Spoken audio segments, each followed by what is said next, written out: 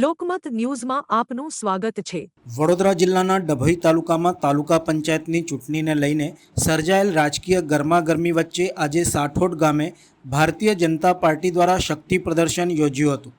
દર્ભાવતીના ધારાસભ્ય શૈલેષભાઈ મહેતાની આગેવાનીમાં યોજાયેલ આ કાર્યક્રમમાં મોટી સંખ્યામાં ભાજપના અગ્રણીઓ કાર્યકરો જોડાયા હતા।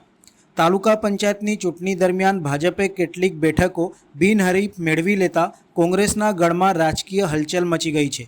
આ ઘટનાના પગલે કોંગ્રેસના કેટલાક ટેકેદારોએ ગઈકાલે તાલુકા પંચાયત કચેરી ખાતે હોબાળો મચાવ્યો હતો। આ દરમિયાન ભાજપને સમર્થન આપનાર ઉમેદવારોને ખેંચીને લઈ જવાનો પ્રયાસ થતાં ભાજપ અને કોંગ્રેસના સમર્થકો વચ્ચે ઘર્ષણ સર્જાયું હતું।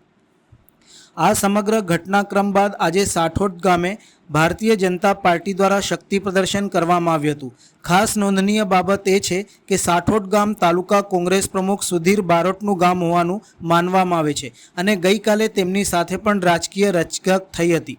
શક્તિ પ્રદર્શન દરમિયાન ધારાસભ્ય શૈલેષભાઈ મહેતા ઘોડા ઉપર સવારી કરતા જોવા મળ્યા હતા, જે કાર્યક્રમનું આકર્ષણ બન્યું હતું।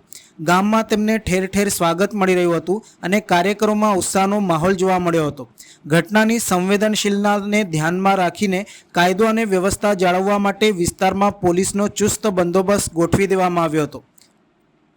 એસઓજી, ડીવાયએસપી, પીઆઈ સહિતનો મોટો પોલીસ કાફલો સ્થળ ઉપર તૈનાત રાખવામાં આવ્યો હતો। આ સમગ્ર ઘટનાએ ડભોઈ તાલુકાની રાજકીય પરિસ્થિતિ વધુ ગરમાવી દીધી છે અને આવનારા દિવસોમાં રાજકીય પ્રવૃત્તિઓ વધુ તેજ બનવાની સંભાવના વ્યક્ત થઈ રહી છે।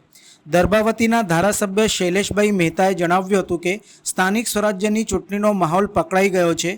અમે સાઠોદમાં કાયાવરણ જિલ્લા પંચાયતના ઉમેદવાર રાકેશભાઈ ઠાકોર અને સાઠોડ તાલુકા પંચાયતના ઉમેદવાર વૈશાલીબેન પટેલના પ્રચાર અર્થે સાઠોડ ગામમાં ફરી રહ્યા છે। મોટી સંખ્યામાં કાર્યકરો આગેવાનો જોડાયા છે।